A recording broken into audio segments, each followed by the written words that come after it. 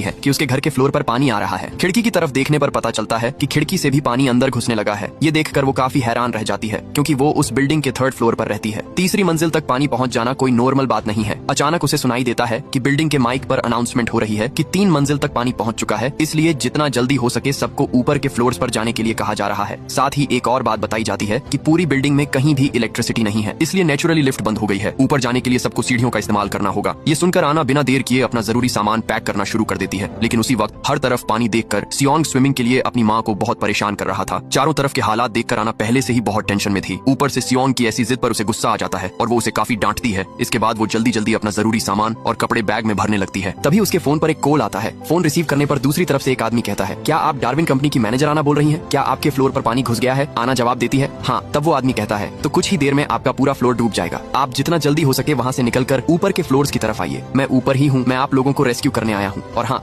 अगर आप अपने साथ सामान लाने की सोच रही हैं तो प्लीज उसे वहीं छोड़ दीजिए। ये कहते ही फोन कट जाता है। फोन कटने के बाद आना बिल्कुल देर नहीं करती और सियोंग की कुछ जरूरी दवाइयां लेकर निकलने के लिए उसे आवाज लगाती है, लेकिन उसे सियोंग कहीं भी नजर नहीं आता। असल में सियोंग को जब उसकी माँ डांटती है या उसका मन खराब होता है तो वो अलमारी के अंदर जाकर छिप जाता है। ये बात आना बहुत अच्छे से जानती है, इसलिए वो अलमारी खोलकर उसे समझाती है और प्यार से बाहर निकाल लाती है। बाहर आते ही वो एक भयानक मंजर देखती है। चारों तरफ बस पानी ही पानी, पानी जैसे किसी शैतान का रूप ले चुका है, जिसे देखकर लग रहा है कि वो सबको निगल जाएगा। सैकड़ों लोग अपनी जान बचाने के लिए इधर उधर भाग रहे हैं। आना हिम्मत नहीं हारती और अपने बेटे को कंधे पर उठाकर सीढ़ियों की तरफ बढ़ती है। सीढ़ियों के पास पहुंचकर वो देखती है कि वहाँ लोगों की लंबी लाइन लगी है। अगर वो लाइन में खड़ी होकर ऊपर जाने का इंतजार करती तो कुछ ही देर में पानी उन्हें बहा ले जाता, इसलिए अब उसे कोई दूसरा रास्ता ढूंढना था। अचानक उसे याद आता है कि बिल्डिंग में एक और एग्जिट सीढ़ी भी है, इसलिए वो बिना देर किए उस तरफ भागती है। दूसरी तरफ बहुत से लोग पानी की लहरों से लड़ नहीं पा रहे थे और उसमें डूब रहे थे। ऐसे हालात देखकर किसी का भी डर जाना लाजमी है और सियोंग तो अभी बस एक बच्चा है, इसलिए उसकी माँ उसे हिम्मत देने के लिए अलग अलग कहानियां सुनाने लगती। यहाँ तक कि उसका माइंड डाइवर्ट करने के लिए वे दोनों मिलकर सियोंग का पसंदीदा गाना गाते हुए ऊपर चढ़ते हैं। सच में इसी को माँ का प्यार कहते हैं। खुद अंदर से टूट कर भी बच्चे के लिए चेहरे पर मुस्कान रख सकती है। वे उस सीढ़ी से काफी फ्लोर्स ऊपर आ जाते हैं, लेकिन तभी आना देखती है कि आगे की सीढ़ियों पर बहुत सारा पुराना सामान रखा होने की वजह से रास्ता पूरी तरह ब्लॉक है। उन चीजों को हटाकर ऊपर जाने में बहुत वक्त लगेगा और मेन सीढ़ी से इस वक्त जाना मुमकिन नहीं है। इधर पानी धीरे धीरे ऊपर चढ़ता आ रहा है। जैसे तैसे आना उस सीढ़ी से सियोंग को लेकर ऊपर के फ्लोर पर पहुंचती है। ऊपर पहुंचते ही अचानक उसे सुनाई देता है कि किसी दूसरे फ्लोर से कोई उसका नाम पुकार रहा है। वो उस आवाज का जवाब देने के लिए जैसे ही पीछे मुड़ती है, देखती है कि सियोंग वहाँ नहीं है। आना बिल्कुल पागलों जैसी हो जाती है। एक तरफ इतना सारा पानी और दूसरी तरफ सैकड़ों लोगों की भीड़। आना को कुछ समझ नहीं आता कि वो क्या करे और अपने बेटे को कहाँ ढूंढे। वो पूरी तरह बेबस हो जाती है। फिर भी अपने बेटे को ढूंढने के लिए इधर उधर भागने लगती है। ढूंढते ढूंढते वो एक फ्लैट के अंदर घुस जाती है। तभी उसकी नजर खिड़की की तरफ पड़ती है और फिर वो जो देखती है उसे देखकर किसी भी नॉर्मल इंसान का दिमाग काम करना बंद कर दे। वो देखती है कि पहाड़ जैसी एक दानव जैसी लहर उनकी तरफ बढ़ रही है और कुछ समझने से पहले ही वो लहर उनकी बिल्डिंग से टकरा जाती है। इसके चलते और भी कई फ्लोर्स पानी के नीचे समा जाते हैं। आना अब पूरी तरह से पानी के नीचे है, फिर भी वो सियोंग को ढूंढना नहीं छोड़ती। पानी के अंदर ही तैरते हुए वो पागलों की तरह एक कोने से दूसरे कोने तक अपने बच्चे को तलाश रही है। उस वक्त आना खुद को बेबस और हेल्पलेस महसूस कर रही थी। काफी देर तक पानी में ढूंढने के बाद आखिरकार उसे सियोंग मिल जाता है, लेकिन तब तक छोटा सियोंग बेहोश हो चुका था। आखिर एक बच्चा कितनी देर पानी के नीचे रह सकता है। आना किसी तरह अपने बेटे को लेकर वहाँ से निकलना चाहती है, लेकिन बाहर जाने वाला दरवाजा किसी भी तरह खुल नहीं रहा। इधर काफी देर तक पानी के अंदर रहने की वजह से आना भी अब अपनी सांस नहीं रोक पा रही थी। वो खुद भी बीमार सा महसूस करने लगी है। उसे लग रहा है कि बस अब सब खत्म होने वाला है। ठीक तभी एक आदमी आकर उन दोनों को खींचकर ऊपर ले जाता है और उनकी जान बचाता है। ऊपर जाने के बाद वो सियोंग के सीने और पेट को दबाकर पानी बाहर निकालता है और उसे होश में लाता है। सियोंग बहुत डर गया था, इसीलिए अपनी माँ को देखते ही वो रोने लगता है। इधर वो आदमी एक वीडियो के जरिए अपने ऑफिस में रिपोर्ट करता है कि उसने आना और उसके बच्चे को सही सलामत रेस्क्यू कर लिया है। अब तक आपको लग रहा होगा कि इतने सारे लोगों के बीच ये आदमी सिर्फ आना को ही बचाने क्यों आया। जब आना उस आदमी से उसकी पहचान पूछती है तो वो बताता है कि उसे डार्विन कंपनी ने भेजा है। वो उस कंपनी की सिक्योरिटी टीम का हिस्सा है और उसका नाम हीजो है। इसके बाद जब हीजो उन्हें लेकर ऊपर की तरफ जा रहा था तब आना उससे पूछती है, बाहर का पानी इतना नमकीन क्यों है? मुझे तो लगता है कि ये कोई मामूली बारिश नहीं है। तभी हीजो उसे बताता है कि बारिश तो नॉर्मल है, लेकिन यहाँ जो बाढ़ आई है वो समंदर का पानी है। असल में अंटार्कटिका में एक उल्का पिंड गिरा है जिसकी वजह से सारी बर्फ पिघल गई है और ये बाढ़ आई है। आना पूछती है क्या इस बारे में वैज्ञानिकों को कुछ नहीं पता था। हीजो बताता है कि साइंटिस्ट को सब कुछ पहले से पता था, लेकिन उनके पास इस सिचुएशन को संभालने का कोई रास्ता नहीं था, इसीलिए वे बेकार में लोगों को बताकर अफरा तफरी या डर का माहौल नहीं बनाना चाहते थे। और हाँ, आज शायद इस दुनिया का आखिरी दिन हो सकता है, सब कुछ पूरी तरह खत्म हो जाएगा। हीजो की बातें सुनकर आना परेशान हो जाती है और पूछती है, हैं, अगर दुनिया खत्म ही होने वाली है तो आखिर हम जा कहाँ रहे हैं? हीजो आना से कहता है, आप भले ही खुद को डार्विन कंपनी की एक मामूली मैनेजर समझती हो, लेकिन आप कोई साधारण इंसान नहीं है। आपकी कंपनी में एआई के लिए जो इमोशन इंजन तैयार किया जाता है उसे सिर्फ आप और आपके बॉस ही बना सकते हैं। सुबह से आपके बॉस और उनकी बेटी का कहीं पता नहीं है, शायद वे अब तक पानी में डूब चुके होंगे, इसलिए अब हमारी आखिरी उम्मीद सिर्फ आप हैं। हमने ऑलरेडी लेबोरेटरी में इंसानी शरीर तैयार कर लिए हैं, लेकिन उस बॉडी में इमोशन सिर्फ आप ही डाल सकती हैं, क्योंकि आज दुनिया के सभी लोग मारे जाएंगे। इसीलिए दोबारा धरती पर इंसान बसाने के लिए भी हमें आपकी जरूरत है। इसीलिए आपको ले जाने के लिए बिल्डिंग की छत पर हेलीकॉप्टर भेजा गया है। तो इन सब बातों के बीच टेंशन में डूबे हुए वे कुछ और फ्लोर ऊपर चढ़ जाते हैं। तभी अचानक सियोंग अपनी माँ से कहता है कि उसे टॉयलेट आया है। हीजो ये जानकर उन्हें एक फ्लैट के अंदर ले जाता है। उस फ्लैट में हीजो और आना की बातचीत के दौरान आना हीजो का फोन लेकर अपनी माँ को कॉल करती है ताकि उनका हालचाल जान सके। उसकी माँ उसे कहती है, तुमने हमारे लिए बहुत कुछ किया है, अब हमारे बारे में मत सोचो, अपना और अपने बेटे का ख्याल रखना। ये बात बोलते ही फोन के दूसरी तरफ से एक जोरदार लहर की आवाज आती है और लाइन कट जाती है। आना को समझते देर नहीं लगती कि उसने अपने मम्मी पापा को हमेशा के लिए खो दिया है। उसे बहुत दुख होता है, लेकिन फिर भी वो खुद को शांत रखने की कोशिश करती है, क्योंकि इस वक्त टूटने से काम नहीं चलेगा। वो पूरी दुनिया के साथ साथ अपने बच्चे को बचाने की जंग लड़ रही है। तभी आना और हीजो नोटिस करते हैं कि फ्लैट की गैस पाइप लीक हो गई है। एक और नए खतरे को भांपते हुए आना सियोंग को गोद में लेती है और वे तीनों वहाँ से निकल पड़ते हैं। लेकिन बाहर इससे भी बड़ी तबाही उनका इंतजार कर रही थी, जिसका उन्हें अंदाजा भी नहीं था। एक तरफ बिल्डिंग के चारों ओर पानी ही पानी और आंखों के सामने डूबते हुए सैकड़ों लोग, दूसरी तरफ वे जिस ओर जाने की कोशिश कर रहे थे वहीं गैस लीकेज की वजह से बड़े बड़े धमाके हो रहे थे। ये नजारा किसी कयामत से कम नहीं था। कोई और रास्ता न देखकर हीजो सीढ़ियों से ऊपर जाने की उम्मीद छोड़ देता है और बालकनी के सहारे ऊपर चढ़ जाता है। ऊपर पहुंचकर हीजो आना से कहता है, आप अपने बेटे को मुझे पकड़ा दीजिए। आना अपने बच्चे की जान बचाने के लिए उसे हीजो की तरफ बढ़ाने की कोशिश करती है, लेकिन डरा हुआ छोटा सियोंग अपनी माँ को छोड़कर किसी और के पास जाने को तैयार नहीं था। काफी मशक्कत के बाद वो सियोंग को हीजो तक पहुंचा तो देती है, पर खुद को संभाल नहीं पाती। उसका पैर फिसलता है और वो सीधे नीचे गहरे पानी में जा गिरती है। लेकिन इस बार भी वो हार नहीं मानती। किसी तरह तैर कर वो फिर से एक फ्लोर पर पहुंच जाती है। जब वो उस फ्लोर से ऊपर जाने की कोशिश कर रही थी, तभी उसे लिफ्ट के अंदर से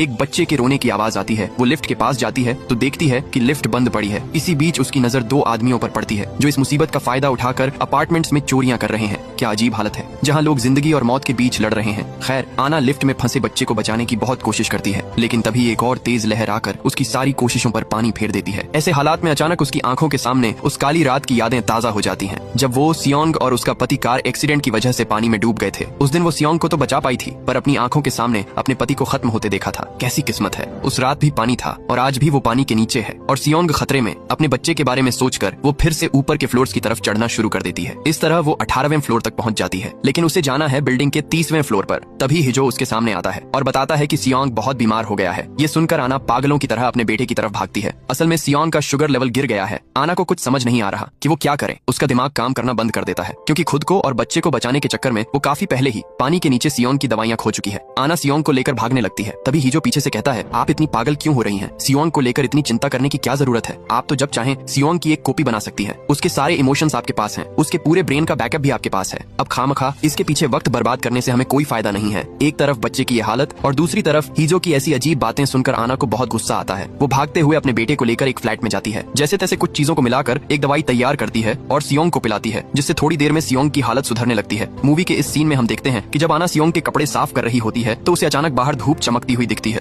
ये देखकर वो मन ही मन बहुत खुश होती है और उसके मन में उम्मीद की किरण जगती है। वो हीजो से कहती है, देखो धूप निकल आई है, शायद अब सारा खतरा टल गया है, सब कुछ पहले जैसा हो जाएगा। लेकिन हीजो इस बात पर कुछ नहीं कहता। वो आना को जो बताता है उससे उसका दिल फिर से टूटकर बिखर जाता है। हीजो कहता है, मैं तुम्हें एक बात बताना भूल गया था, हमारा प्लान बदल गया है। फिलहाल अंतरिक्ष में जो हमारा रिसर्च सेंटर है वहाँ सियोंग को नहीं ले जाया जा सकता। आना गुस्से और दुख में कहती है, तुमने ये बात जानबूझकर मुझसे छिपाई, क्योंकि तुम जानते थे कि अगर मुझे ये पहले पता चल जाता तो मैं तुम्हारे साथ कभी नहीं आती। इन बातों के बीच सूरज फिर से डूब जाता है और हर तरफ अंधेरा छाने लगता है। तभी उनकी नजर एक विशाल लहर पर पड़ती है जो उनकी तरफ बढ़ रही थी। उस लहर से बचने के लिए वे पूरी जान लगाकर भागने लगते हैं, लेकिन वो राक्षस जैसी लहर कुछ ही पलों में और भी कई फ्लोर्स को डुबो देती है। किसी तरह वे तीनों ऊपर की मंजिलों तक पहुंचते हैं। वहाँ आना देखती है कि एक प्रेग्नेंट औरत लेबर पेन से तड़प रही है। वो औरत और उसका पति आना से मदद मांगते हैं, लेकिन आना मजबूर है। वो इस वक्त किसी भी तरह उनकी मदद नहीं कर सकती। जब वो सियोंग को लेकर ऊपर जा रही थी तब सियोंग पूछता है, मम्मी उस आंटी को क्या हुआ है, वो ऐसे क्यों रो रही हैं? छोटे से सियोंग के इस सवाल पर उसकी माँ कहती है, वो आंटी माँ बनने वाली हैं, इसलिए उन्हें दर्द हो रहा है। तब सियोंग पूछता है, मम्मी जब मैं हुआ था तब क्या आपको भी ऐसा ही दर्द हुआ था? बच्चे का ये मासूम सवाल आना के सीने में तीर की तरह चुभता है। उसे बहुत दुख होता है और वो हीजो के पास जाकर फूट फूट कर रोने लगती है। वो गिड़गिड़ाते हुए उससे विनती करती है, प्लीज मैं तुम्हारे पैर पड़ती हूँ, मेरे बच्चे को मेरे साथ ले चलो, मैं तुम्हारे हर काम में मदद करूंगी, बस उसे मेरे साथ रहने दो। इतना छोटा बच्चा मेरे बिना कैसे रहेगा, मैं उसके बिना नहीं जी पाऊंगी। ये सुनकर हिजो कहता है, मैं कुछ नहीं कर सकता, मुझे जो ऑर्डर मिला है मुझे वही करना होगा। ये कहकर वो छत पर चला जाता है, जहाँ वो देखता है कि रेस्क्यू टीम पहले से ही पहुंच चुकी है। वहाँ जाकर आना को पता चलता है कि उसे जहाँ ले जाने की बात कही गई थी वो पूरी तरह तरह झूठ था। रेस्क्यू टीम के लोग आना से सियोंग को छीन लेते हैं। आना बहुत मिन्नतें करती है, गिड़गिड़ाती है, पर कोई फायदा नहीं होता। इसके बाद अचानक रेस्क्यू टीम के 2 लोग हीजो को गोली मार देते हैं और तब टीम का लीडर एक अजीब सी बात कहता है। वो कहता है कि आना के अलावा यहाँ मौजूद हर इंसान मारा जाएगा। आना अब समझ जाती है कि अब उसके हाथ में कुछ नहीं है, इसीलिए वो आखिरी बार सियोंग को गले लगाकर प्यार करती है। अब सवाल ये है कि उन्होंने सियोंग को क्यों रोक रखा है और आना को कहाँ ले जाया जा रहा है। कुछ ही देर में आना स्पेस की तरफ अपनी यात्रा शुरू कर देती है। मूवी में दिखाया जाता है कि पूरा शहर पानी में डूब रहा है और ठीक उसी समय किसी ग्रह के टूटे हुए हिस्से आना के रॉकेट की तरफ तेजी से आ रहे हैं। मूवी के इसी सीन में हमारे सामने आता है सबसे बड़ा असली ट्विस्ट। हम देखते हैं कि आना अपने उसी अपार्टमेंट में सोकर उठ रही है। बाहर सिर्फ पानी ही पानी है। मतलब ये वही सीन है जो हमने मूवी के पहले सीन में देखा था। मुझे पता है आपके मन में बहुत सारे सवाल आ गए होंगे। ऐसा लग रहा होगा कि सब कुछ सिर के ऊपर से जा रहा है, पर मैं सब क्लियर कर दूंगा। तो नींद खुलने के बाद आना देखती है कि उसके पूरे घर में पानी घुस गया है। सिक्योरिटी रूम से अनाउंसमेंट हो रही है कि जल्दी ऊपर के फ्लोर्स पर जाए। ठीक तभी आना के फोन पर हीजो का कॉल आता है। हीजो उसे छत पर आने को कहता है क्योंकि उनके लिए हेलीकॉप्टर इंतजार कर रहा है और आज वे सियोंग को भी साथ ले जाएंगे। जब वो फोन पर बात कर रही थी तब सियोंग बार बार अपनी माँ को कुछ दिखाने की कोशिश कर रहा था। वो कह रहा था कि उसने सपने में कुछ देखा है और जो देखा है उसकी फोटो बनाई है, लेकिन इतनी जल्दबाजी में आना उस पर ध्यान नहीं देती। वो फटाफट बाहर निकलने की तैयारी करती है। पिछले बार की तरह आज भी सियोंग बाहर निकलने से पहले अलमारी में छिप गया था। उसकी माँ उसे ढूंढ निकालती है और कहती है कि वो अब से अपनी माँ की सारी बात माने और अगर कोई उसे अपने साथ ले जाना चाहे तो वो ना जाए। लेकिन तभी सियोंग अपनी माँ से एक अजीब सवाल करता है। वो पूछता है, मम्मी काफी दिनों से मेरी उम्र 6 साल ही क्यों है? मेरी उम्र बढ़ क्यों नहीं रही? हर रोज मेरी उम्र 6 साल ही क्यों रहती है? आना को इन बातों का कोई सिर पैर समझ नहीं आता, इसलिए वो बिना देर किए सियोंग को कंधे पर उठाकर छत की तरफ ले जाने लगती है। लेकिन पिछली बार जब हीजो ने आना को आवाज दी थी तब उसने जवाब दिया था, पर इस बार वो हीजो की पुकार पर कोई रिस्पॉन्स नहीं देती। वो हीजो को इग्नोर करके सियोंग को लेकर भागने लगती है। लेकिन तभी एक विशाल लहर सबको बहा ले जाती है। लहर की चपेट में आकर बहुत से लोग मारे जाते हैं और कई बह जाते हैं। आना और सियोंग पानी में डूब तो जाते हैं पर किसी तरह फिर से ऊपर आ जाते हैं। लेकिन ऊपर आकर वो सियोंग को खो देती है। सियोंग को न पाकर आना उसे पागलों की तरह ढूंढने लगती है। उसे लगता है कि शायद सियोंग पानी में गिर गया है, इसीलिए वो पानी के अंदर उसे तलाशने लगती है। जब आना सियोंग को ढूंढ रही थी तभी एक तैरती हुई कार आकर उसे जोर से टक्कर मारती है। अगले सीन में हम देखते हैं कि हीजो आना को रेस्क्यू कर रहा है। लेकिन यहाँ एक गौर करने वाली बात यह है कि पिछली बार आना की टी शर्ट पर 497 लिखा था और अब वो बदलकर 787 हो गया है। जब आना दोबारा सियोंग को ढूंढने जाना चाहती है तो हीजो उसे एक फोटो दिखाकर कहता है कि सियोंग ऊपर के फ्लोर पर है। आना को समझ नहीं आ रहा कि सियोंग उससे इस तरह भाग क्यों रहा है, जबकि वो तो अपनी माँ के बिना कुछ जानता ही नहीं। इधर हीजो सियोंग को ढूंढने से रोकता है तो आना को बहुत गुस्सा आता है। वो हीजो से बंदूक छीन लेती है, लेकिन तभी अपार्टमेंट में गैस लीकेज की वजह से ब्लास्ट हो जाता है। इस धमाके में आना जख्मी हो जाती है, पर इसके तुरंत बाद हम देखते हैं कि हीजो ने आना को फिर से बचा लिया है। लेकिन अब उसकी टी शर्ट पर 193 लिखा हुआ है। आना तब हीजो के हाथ से अपना हाथ छुड़ाकर पानी में कूद जाती है और सियोंग को ढूंढने लगती है। ढूंढते ढूंढते वो उसी लिफ्ट के सामने पहुंच जाती है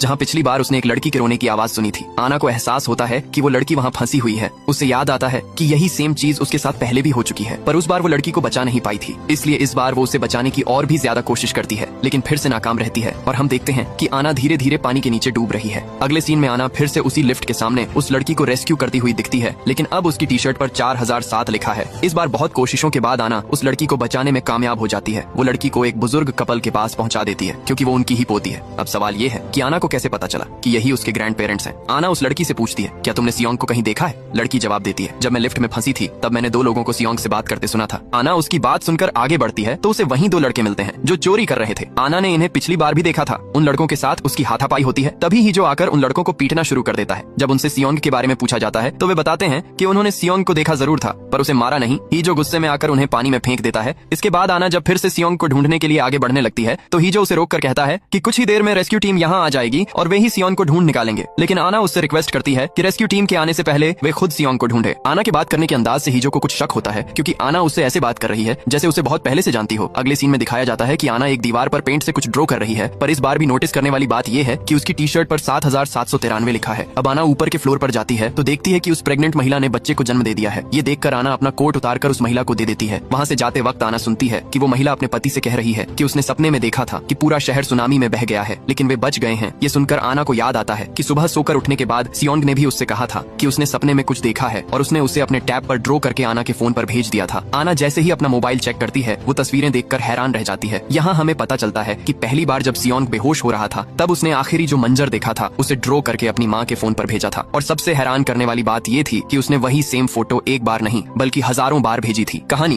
अब पूरी तरह से टाइम लूप और पैरेलल रियलिटी की तरफ इशारा कर रही है। क्या आप जानना चाहते हैं कि इन हजारों तस्वीरों और टी शर्ट पर बदलते नंबर्स का असली राज क्या है? आना अब समझ जाती है कि सियोंग क्यों उसे बार बार बोल रहा था कि उसकी उम्र 6 साल पर क्यों रुकी हुई है। तभी आना लास्ट फ्लोर की अलमारी में सियोंग को ढूंढने जाती है, लेकिन वो वहाँ नहीं मिलता। उसी वक्त डार्विन टीम के लोग और हीजो आकर दवा के जरिए आना को बेहोश करने की कोशिश करते हैं। बेहोश होने से पहले आना हीजो से कहती है, छत पर ये लोग तुम्हें मार देंगे, तुमसे मेरी पहले भी कई बार मुलाकात हो चुकी है। तभी हम देखते हैं कि आना की टी शर्ट पर 13,417 लिखा हुआ है। ये बात हीजो के मन में शक पैदा कर देती है, इसलिए वो अपनी ही टीम के लोगों को वहीं मार देता है। इसके बाद वो एक इंजेक्शन देकर आना को होश में लाता है। होश में आते ही आना इस कहानी का असली ट्विस्ट रिवील करती है। डार्विन रिसर्च सेंटर काफी समय से सिंथेटिक ह्यूमन बॉडी बनाने के सीक्रेट प्रोजेक्ट पर काम कर रहा था। वे 3D मॉडल के जरिए ऐसी बॉडीज बनाते हैं जो इंसानों की तरह सब कुछ कर सकती हैं, यहाँ तक कि बच्चे को जन्म देना भी। लेकिन प्रॉब्लम ये थी कि उनके अंदर गुस्सा, दुख या प्यार जैसे कोई इमोशंस नहीं थे। इसलिए आना और उसके बॉस ने इमोशन इंजन पर काम शुरू किया था। इसके लिए दो चीजों की जरूरत थी, एक टेस्ट सब्जेक्ट और दूसरा टेस्ट सैंपल, क्योंकि एक इंसान का दूसरे इंसान के प्रति प्यार और जिम्मेदारी से ही इमोशन पैदा होता है। इसलिए उन्होंने दो आर्टिफिशियल बॉडीज बनाई। उन दोनों में से एक सियोंग है। इसका मतलब है कि सियोंग कोई इंसान नहीं बल्कि एक सिंथेटिक ह्यूमन बॉडी है और आना उसकी बायोलॉजिकल मां नहीं है। इसीलिए उस दिन जब सियोंग ने प्रेग्नेंट औरत को देखकर आना से पूछा था कि क्या उसे जन्म देते वक्त आना को भी इतना ही दर्द हुआ था, तब आना उस सवाल का कोई जवाब नहीं दे पाई, क्योंकि उसने सच में सियोंग को जन्म नहीं दिया था। शुरुआत में आना सियोंग की ज्यादा परवाह नहीं करती थी, यहाँ तक कि अपने पति की मौत के बाद वो सियोंग पर टेस्ट पूरा किए बिना ही उसे डार्विन सेंटर वापस करना चाहती थी, क्योंकि सियोंग को बचाने के चक्कर में ही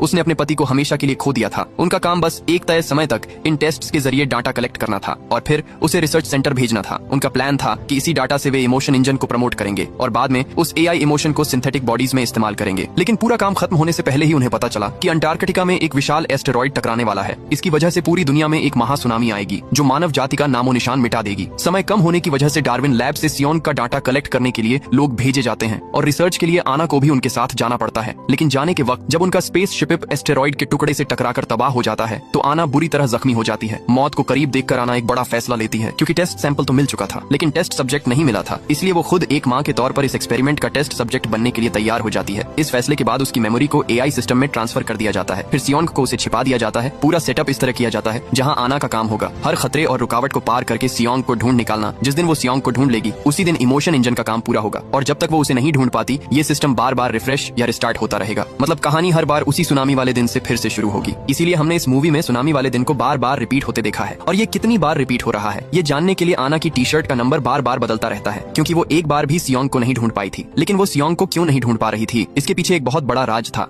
खैर ये सब जानने के बाद ही जो डिसाइड करता है कि वो आना की हेल्प करेगा, लेकिन वे जितनी बार भी कोशिश करते हैं उतनी बार उनका सामना सिक्योरिटी टीम से होता है, क्योंकि पूरा सिस्टम ही इसी तरह डिजाइन किया गया है। हजारों बार की कोशिशों के बाद वे दोनों प्लान बनाते हैं कि सिक्योरिटी टीम से लड़ने के बजाय वे उल्टे रास्ते से छत पर जाएंगे। काफी मशक्कत के बाद आना अकेले 30वीं मंजिल की छत पर पहुंचने में कामयाब हो जाती है। वहाँ उसे एक पुरानी अलमारी दिखती है और इसी अलमारी के अंदर सियोंग अपनी माँ का इंतजार कर रहा था। आना अपनी गलती मानती है और पिछली बार सियोंग को छोड़कर जाने के लिए माफी मांगती है, लेकिन सियोंग उसे बताता है कि आना ने उसे कभी छोड़ा ही नहीं था। दरअसल हेलीकॉप्टर पर चढ़ते वक्त आना ने उसके कान में कहा था कि वो इस अलमारी में छिपकर उसका इंतजार करे। इसीलिए सिस्टम जितनी बार रिस्टार्ट हुआ सियोंग हर बार यहीं आकर छिप जाता था। तभी वहाँ सिक्योरिटी टीम पहुंच जाती है और दूसरी तरफ से एक बहुत बड़ी लहर उनकी ओर बढ़ती दिखती है। आना सियोंग को पानी में कूदने के लिए कहती है और खुद टीम के लोगों से लड़ने लगती है। काफी देर लड़ने के बाद वो भी पानी में छलांग लगा देती। हम देखते हैं कि पानी के अंदर एक माँ अपनी पूरी जान लगा रही है ताकि वो अपने बच्चे को बचा सके। सच में माँ का एहसास ही कुछ अलग होता है, फिर चाहे वो सिंथेटिक बॉडी हो या हार्ड मांस का शरीर। सियोंग ने अपनी जिंदगी में पहला शब्द माँ ही बोला था। अचानक एक लहर उनसे टकराती है, लेकिन माँ और बेटा मरते नहीं है बल्कि AI इमोशन इंजन कंप्लीट हो जाता है। ऐसी और मूवी एक्सप्लेन वीडियो के लिए वीडियो को लाइक करें और फॉलो करना ना भूलें।